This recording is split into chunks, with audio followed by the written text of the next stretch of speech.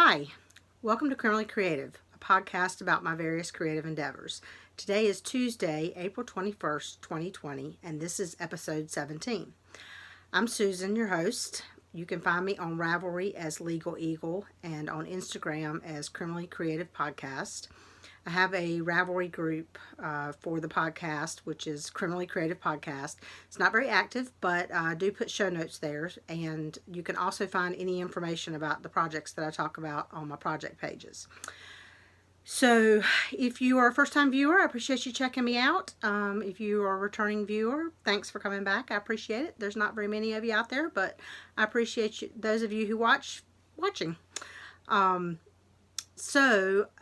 Not much going on hearsay wise. Still working from home.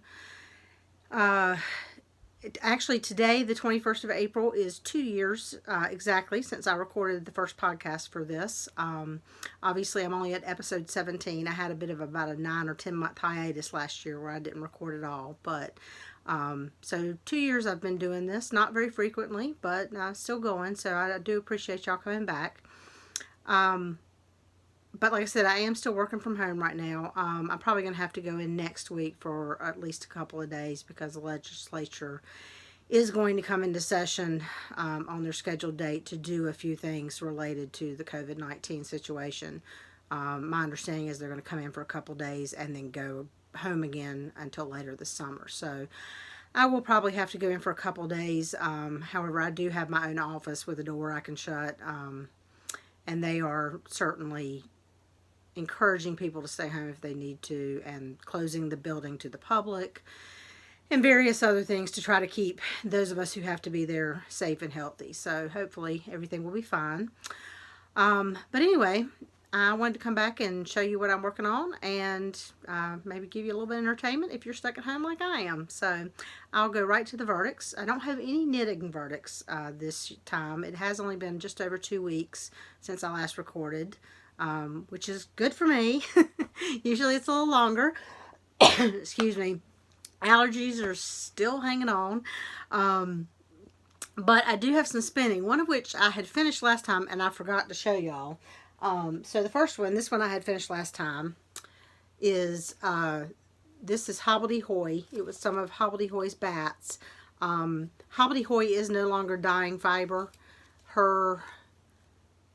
Trying to remember, get this straight. I think Hobbledehoy was the mother. No, Hobbledehoy was the daughter, and Marigold Gin was the mother, I think. It was a mother and a daughter who had two separate businesses but vended together a lot. It was Marigold Gin was dyed yarn, and Hobbledehoy was dyed fiber. And I believe the daughter did fiber and the mother did Marigold Gin, but I'm not sure I have that right. Anyway, they are no longer dyeing. The daughter decided to go back to graduate school and, no longer had time to do it. And I believe her mother decided it was also a good time for her to have some more free time and not do it. But anyway, I bought these bats at Maryland Sheep and Wool. I didn't look up. I think it was 2 years ago. It might have been 4 years ago. But the colorway of the bats was called Punchline. It is mostly wool and silk with a little bit of bamboo and Angelina. So there's a little bit of sparkle in there sometimes. I doubt you can see the sparkle. I did this as a 2-ply. It was about 4.5 ounces of bats. And it came out to about 284 yards of, I'd say about a DK weight would be probably what I would kind of try to knit it at, the gauge I would try to knit it at. So, like I said, I had that finished last time I talked to you, but I totally forgot to show it. I spun this on my Hanson, which is my electric wheel, and I think that's everything about that. I also have another skein of hand spun yarn, and I literally just finished this. This has not had a bath yet. The one nice thing about working from home is when you have to listen to a 2-hour meeting, they can't see you. So you get to knit and or craft while you're listening. And today I actually plied this mostly during that meeting. Yeah, I wish I could wish I could make my 170 bosses understand that if I'm knitting or something like that, in a simplified manner that I don't have to pay total attention to what I'm doing, I actually can listen better. So I applied this mostly this afternoon while I was listening to a meeting where I had to stop a couple of times to chime in on something. But anyway, this is fiber that I also bought at Maryland Sheep and Wool. I know for sure 2 years ago. This is from the Homestead Hobbyist. It is Falkland, and the colorway is called Homage to Prince, and it's just a bunch of varying degrees of purple. I've moved the location of my lights this time, so if you have any comments, let me know if the lighting is better on this or not. If you think it makes any difference where the lights are located this time. I feel like it's a little better. It makes my face shinier, but I don't wear makeup, so do I really care if my face is shiny? I don't. So if you have any comments on whether it's showing colors better or just in general you can see better, let me know, please. Like I said, this is Falkland. Colorway is Homage to Prince. I also did this in a 2-ply. It's about 4 ounces, and I got about 244 yards. Again, also about a DK weight. I have not washed this yet, so it may plump up a little thicker than DK once it gets a bath. We will see. So that's it for verdicts. I have a new category this time called continuance. Continuance is not a mistrial. It's not a we really screwed up and we're not going to do it all again. Continuance is we've just delayed something. I showed you, and I bet you're thinking, well, you know what it is, but it's not. I showed you this last time that I had started my Mousa, M-O-U-S-A. Just like Mickey Mouse goes, M-O-U-S-E. I'm showing my age, growing up on the Mickey Mouse Club. Anyway, this is a pattern called Mousa by Marie Wallen from her Shetland book.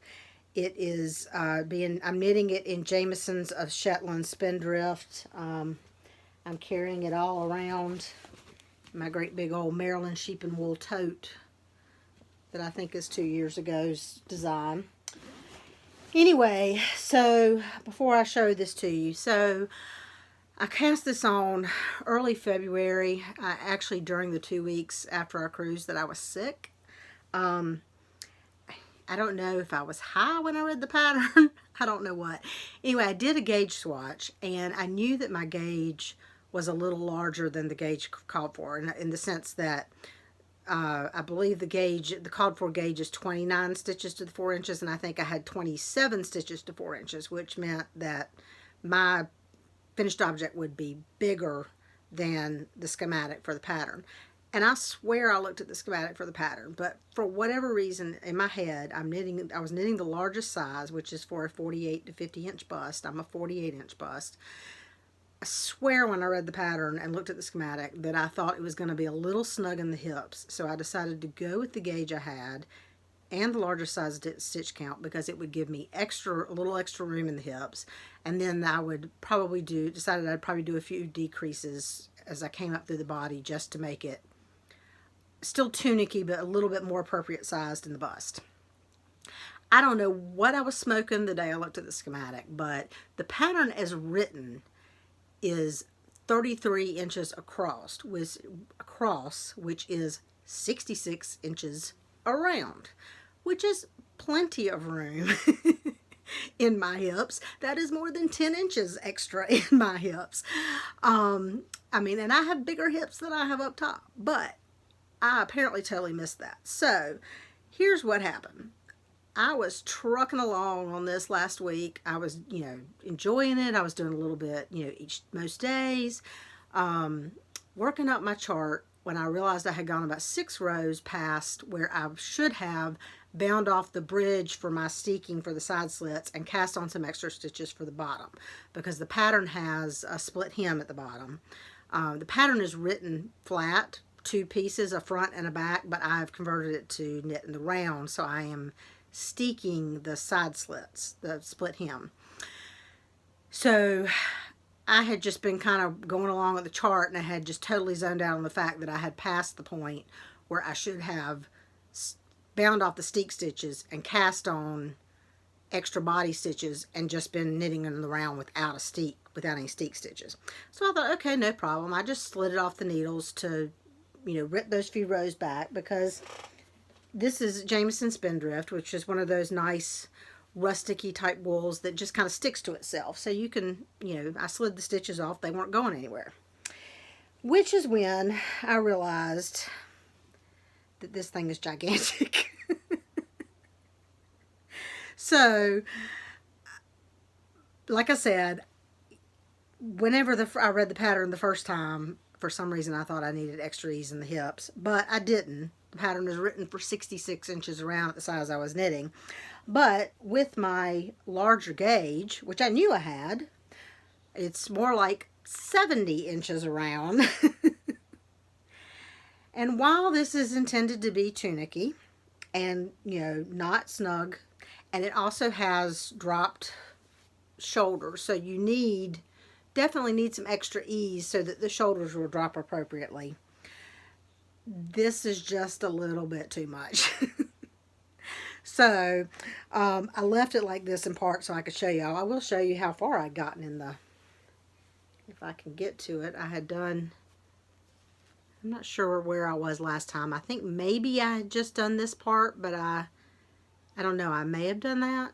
Anyway, right here, right after this third motif is where I should have bound off my steek stitches and did not. So, I had just started the fourth motif when I realized what I had done. So now, before I rip this out, what I'm going to do, I like the fabric of this. I like the drape of it. Excuse me.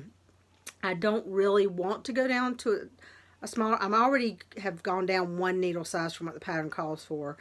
I don't really want to go down another needle size. So my plan is I'm going to put, a decent number of these stitches on some waste yarn so that they will not come out. And then I'm going to wet block, about 4 inches across or so of it. And wet block it good and let it dry so I can get a completely accurate measurement of the gauge that I am knitting at. And then from that, I should be able to look at the pattern sizes and the stitch counts and figure out which written size I need to knit to actually end up getting the size that I want. So I will do that. I will start this pattern again. It's just in timeout right now for a couple weeks because I haven't really felt like it. So that is what I'm calling a continuance, because it will happen. It will not be too long before it happens, but it's been delayed. So on to regular Court and Session. The pattern that, if you watched last time, you might have thought was going to be the continuance, my Thorn Bush by Rami Hill. This is in a fat squirrel bag with cute little bears that are, what are they doing? Knitting. They're knitting, but they've all got little hats and stuff. It's kind of a wintry bag, but this is, just in case you're interested, this is her Aran sweater size, and it's probably my favorite size for a really big bag. So my Thornbush sweater, last time I told you that I was a little worried that my gauge on this one was actually too small, and that it was not going to end up being big enough at my current gauge. I did, and I had not done a gauge swatch before I started this. I just started with the size needle that Romy called for, which is I think it's a US 5 now that I'm on. Because I'm usually true to gauge with her, and so I just kind of trusted that and went. So last time I was a little concerned that my gauge was too tight on this, so I did back up and stop and do a gauge swatch in pattern for this. And when I did my gauge swatch and blocked it, I am a little bit smaller gauge than what she had, but not so much that doing the math I needed to rip it out. What I am doing instead is So this is a pattern, interesting construction, where this lace, let me see if I can show you better. This lace strip is the center back. And then you pick up stitches and cast on extra stitches, and you're knitting this way. And so this is one side of the back, and this drapes over the shoulder and is the front. This is a cardigan. And so once I finish going out that side, then I will pick up stitches on the other side of the lace panel and basically do the exact same thing. The pattern is written for either a 4 skein gradient or a 5 skein gradient. I am using 5 skeins. So the way the pattern is written, if you're using 4 skeins, you do 3 of these little sections right here, the stockinette sections. But if you're using 5 skeins, you only do 2, so that you get to, to use more colors and stuff. So what I am doing to accommodate for my smaller gauge is I'm following the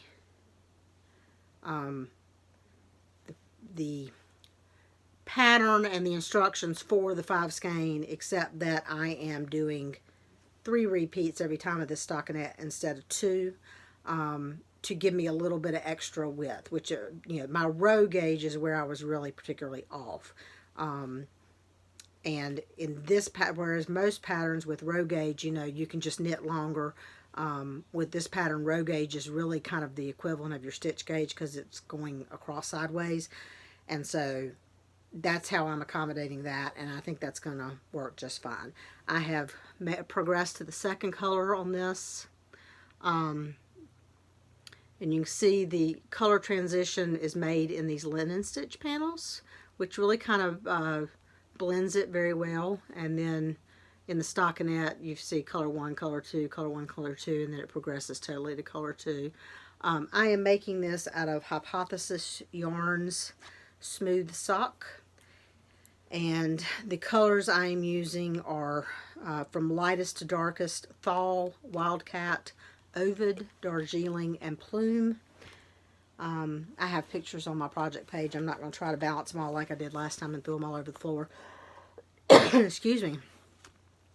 And this uses a couple of different sizes of needles, but right now, and the bottom, most of it is primarily knit on a US 5, which is what I'm using right now.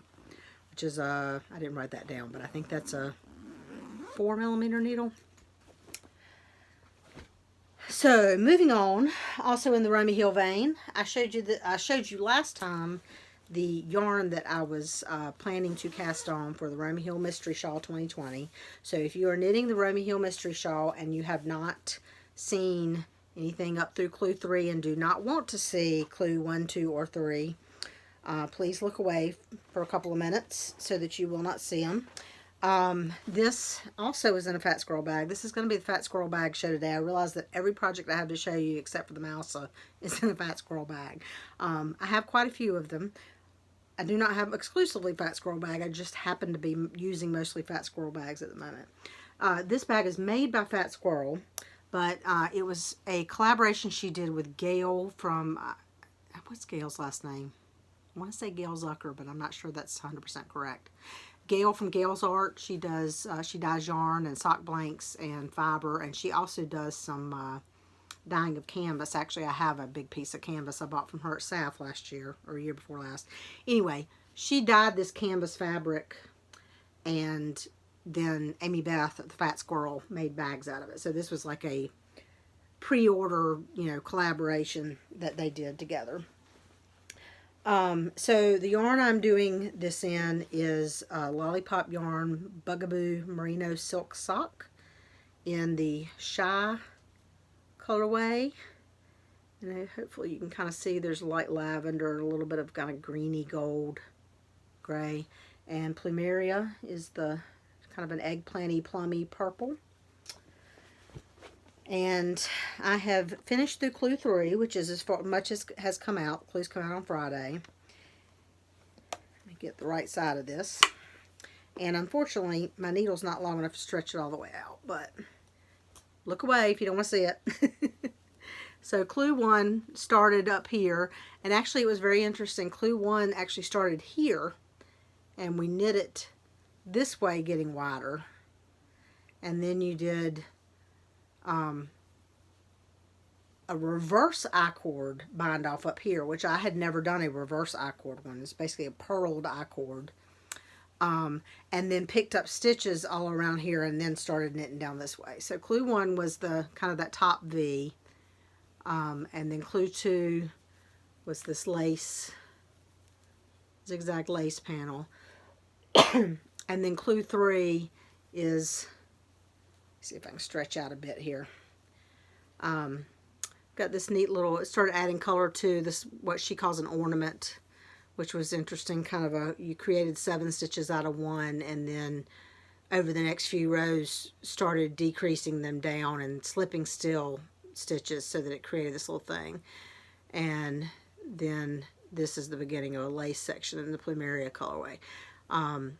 And she's told us that we will no longer be using the first color. So the rest of the shawl is going to be in this deep, rich purple. So I'm really liking the pattern. Indicated that variegated yarns were not a good choice for color 1. That you could do a speckled. This is variegated, but the colors are so close in value to each other. It's working well. I mean, I think it's really going to be pretty, particularly once it's blocked out. So I'm really liking the way that's working out. I am knitting that on a US 4 in my signature needles. I think I've said this before, but I'm not sure. Signature needles are very, very expensive. These are interchangeables. The thing about them is the cords only fit one size of needle. So unlike Knit Picks and Knitter's Pride and some of those where you buy tips and you can, one cord will fit various size tips, Signature, they size their cords to the size of tips, which gives you a much smoother join, which is great. But it also makes them very expensive, and you have to buy cords for every, different size cords for each size of tip if you want different lengths of cord. I had never really knit with them much. I had bought one little set of 7-inch straights that I use on my sock blanket, which I liked, but I always thought they were, I guess, more money than it was worth, until my friend Peggy bought me a set as a thank you for knitting that bridesmaid shawl last year, and I fell in love. So now I have been slowly accumulating the sizes that I use frequently, at least. So anyway, next the thing is something you've also seen before. It is my Star Flake shawl by Stephen West. I'm almost finished with this. Another fat squirrel bag, hedgehogs. I am knitting this out of Knot House yarn diamond sock in the Blue Eyes of Steel and Rhinebeck Love Bus colorway. And I am on the last few rows of garter on this before an I-cord bind off, except that the rows are now 600 plus stitches, so it's taken a while. I think I've got 4 more garter ridges to do, so what, 8 rows, and then an I-cord bind off of all 600 stitches. I was trying to figure out the best way to show you this without things sliding off the needles. So this started with the star section. The pattern is written so that the pattern is written for these star sections to alternate between the two colors, but I really wanted kind of a solid area to highlight the variegated yarn, so I did mine all in one color. And then it moves into this kind of zigzag diamondy, and then you've got a brioche section, and then you've got this is kind of a neat little, I can't really get it stretched out well enough for you to see, big yarn overs, double yarn overs. And then I'm onto this wide garter border, which, like I said, once I finish that, then I just have to do an I-cord bind off of, I think, like 640 stitches or something by the time I'm done, which will get done. This is one of the projects that I am really focusing on trying to get done in April, not for any particular reason other than when certain projects get to a certain point, I want to get them done and not have them linger. Sorry, my nose won't stop itching. And originally, I bought this yarn at the SAF at Black Mountain Yarn Shop during SAF weekend when they had some vendors upstairs from Knot House Yarn, which is in Frederick, Maryland, which is near where Maryland Sheep and Wool is. And so my original plan was to finish this in time for Maryland so that I could, take it and show it to them. So that's kind of why I'm still just on track to try to finish it by the end of the month.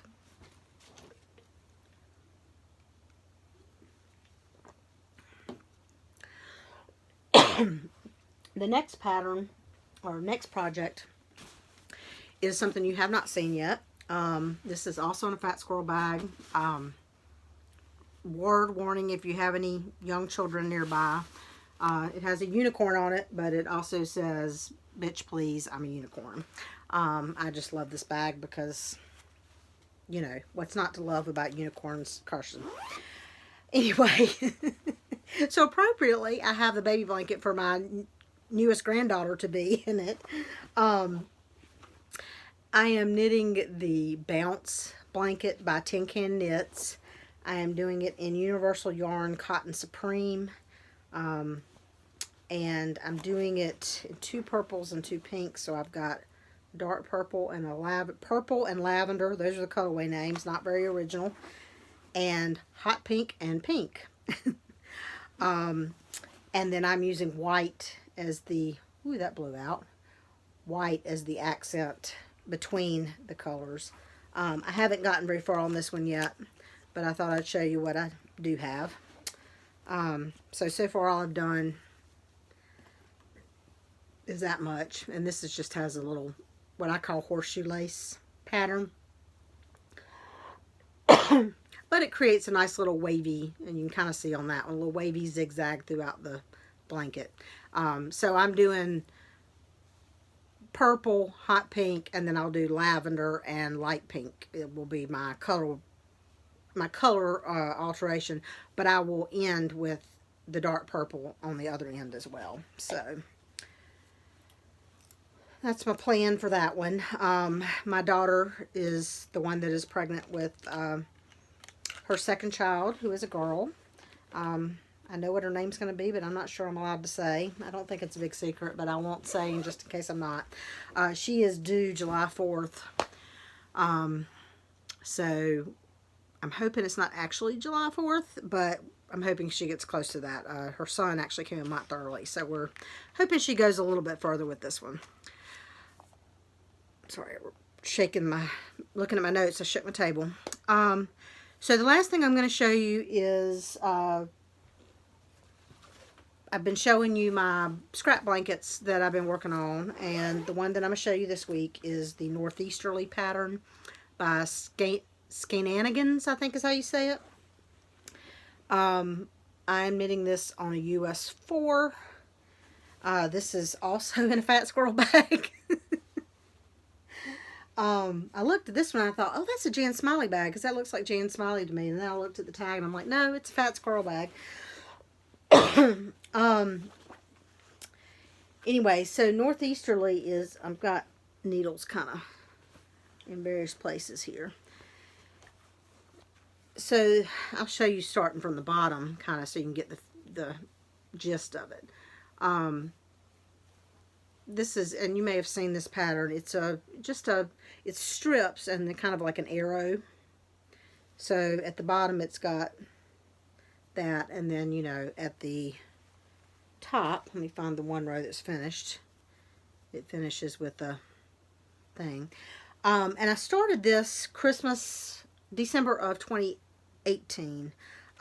Because I had an advent calendar from Suburban Stitcher, and I was trying to decide what I wanted to do with it. So what I did is my very first strip, let me see if I can find my very first strip, I have to take this off.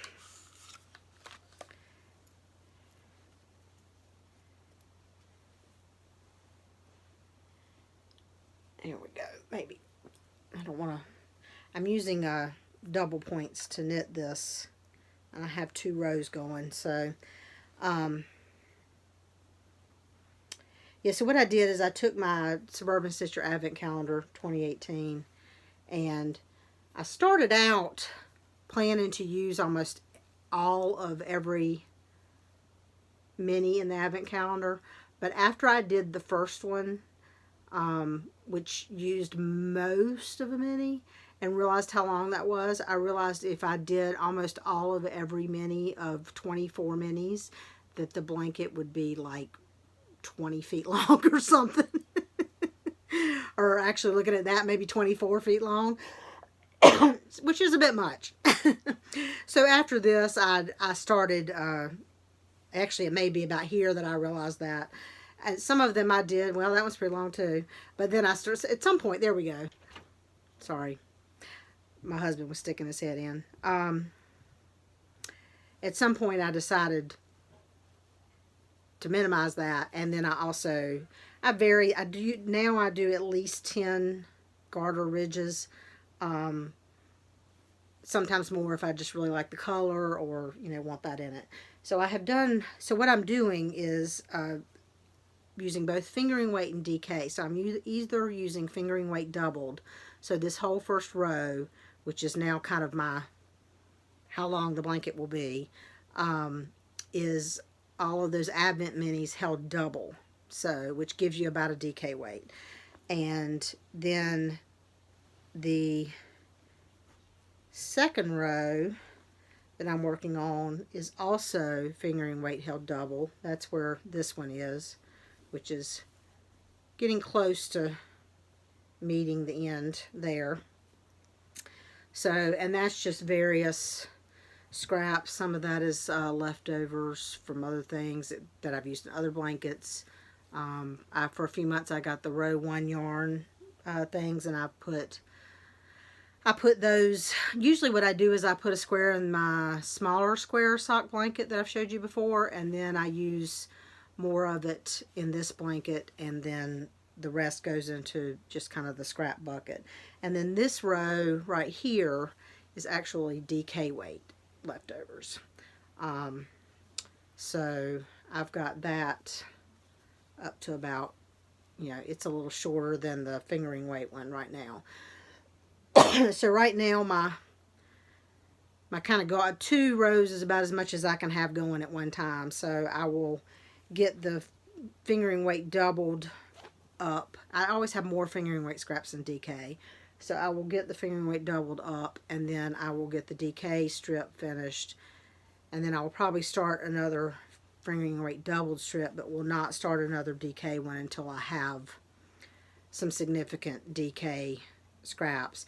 At some point I might mix DK and fingering weight held doubled in the same strip, but for right now I'm keeping them separate just because,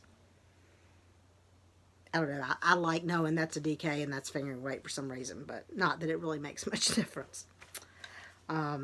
So like I said, I'm knitting this on double points, and because of the 2 strips and trying to keep it and the stitches sliding off, I dug out something I had kind of forgotten I had. This is a double point holder that I know Nancy's Knit Knacks used to sell them, because that's where I got this from. But I haven't looked in a long time. But it goes over the needles and kind of straddles your fabric that's on the needles. Sorry, I got too low. And I'm really kind of pushing its bounds for how much fabric can go in there, but it's working. So the needles go in there, and then this one also has a slot, and it slides over the other end, over the fabric. So it's actually quite handy because it definitely keeps the needles in there, but pinches kind of at the fabric so that you don't lose them. And I might have to move this to a bigger bag soon because it's getting kind of tight in there.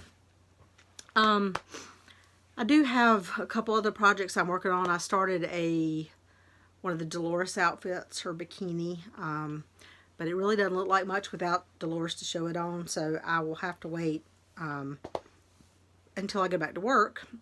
I haven't quite finished it, but I will probably finish it before next week, and I will take it to work, and I'll take some pictures of it on her, which will show it a lot better than me just showing it to you. Excuse me. And I'm also working on my April socks, which I've just turned the heels for. But you saw those last time, and other than being a little bit longer, they don't look much different. So I won't show you those again probably till I finish them. So that's really it.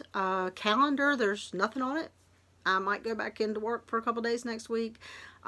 Maryland Sheep and Wool is doing a virtual Maryland Sheep and Wool on May 2nd and 3rd. They have created a separate Facebook group, which is called Maryland Sheep and Wool Festival Online Community. If you're interested, that's where I believe the vendors will be either posting products or links to their products. That, you know, so that if you want to support some vendor, if you were going to Maryland or weren't going to Maryland and just want to support some vendors that were supposed to be vending at Maryland, they will be showcasing their various vendors over those 2 days and kind of giving them a place to show their wares and try to sell some of their wares. I'm sure I got one email today from a silver jewelry maker that vends at Maryland with a discount code already for those 2 days. And I imagine that we may get a couple more between now and then, or maybe even on that day. So, again, I hope you're doing well. I hope you're staying safe and healthy. It's, you know, a weird time, but we can all get through it, and lots of time to craft, hopefully, for some of us. Just not having to commute every day gives me a little extra crafting time. I'm not looking forward to having to spend, you know, 2 hours or more in the car every day next week. But, you know, it is what it is. So I hope you stay safe and stay healthy. And thank you for joining me, and I hope to see you again. Bye, y'all.